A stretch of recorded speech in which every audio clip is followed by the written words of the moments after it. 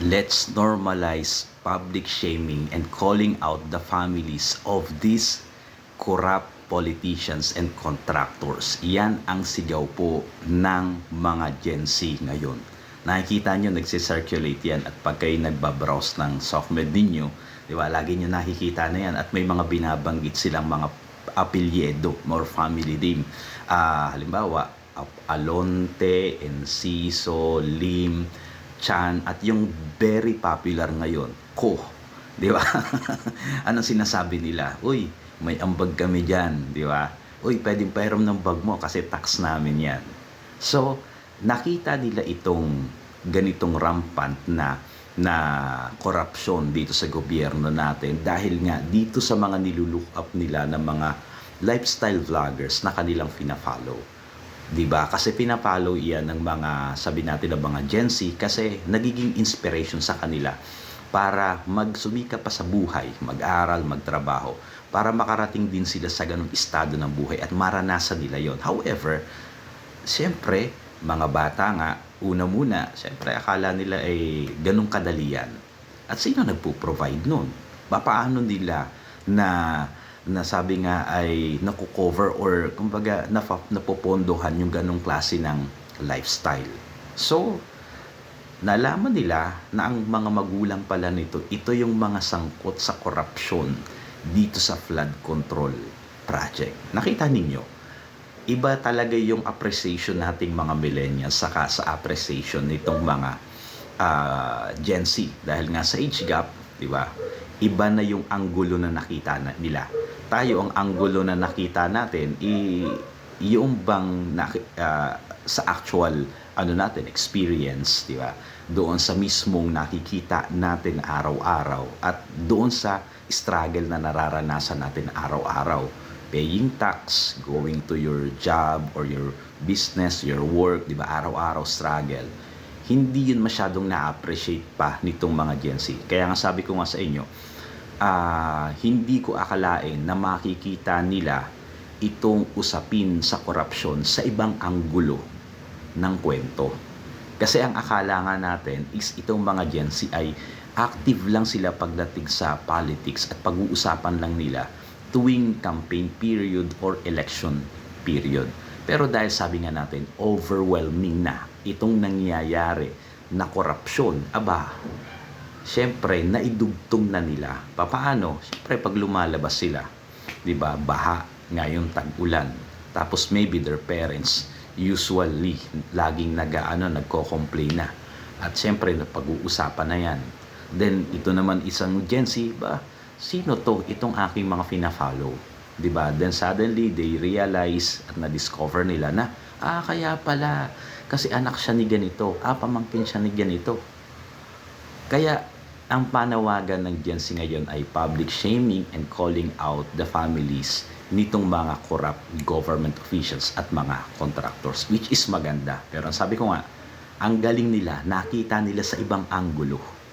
Pero, sabi nga natin, i-remind uli natin po yung mga Gen Z dyan. Kung nakita nyo yung anggulo na yan, sana makita nyo rin yung anggulo na sino ba ang nagbulgar at nagsiwalat ng mga korupsyon na yan. Di ba?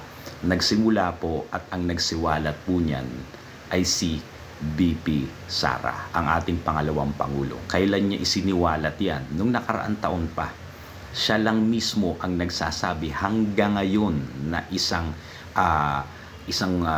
government official, siya lang ang nag-name drop. Hindi po lumabas yung apelyido na Ko kung hindi sinabi mismo ng Vice Presidente.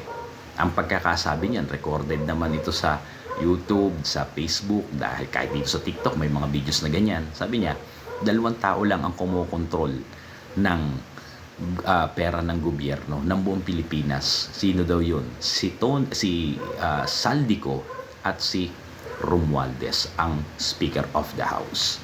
Sana makarating kayo doon sa pag-discover ng gano'n. Kumbaga makita nyo yung punot dulo nito, kung saan nagsimula, sino ang nagbulgar, hanggang makarating uli kayo dito para mas lalo nyong ma-appreciate at makita nyo kung gaano sabi nga ay ginagahasa ng mga taong gobyerno ang pondo ng Pilipinas.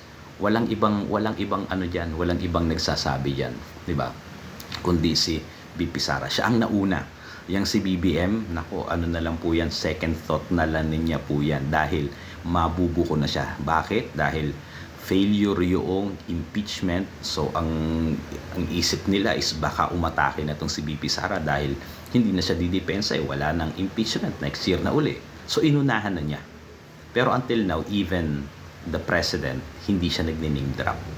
Diba? Narinig nyo ba ang presidente, mga Gen Z, na sinabi niya si Saldico? Hindi niya sinabi yun. Diba? Hindi siya nag-name drop. Ang sinasabi lang niya ay yung mga tauhan nila Saldico at mga congressman. Sino yung tauhan nila?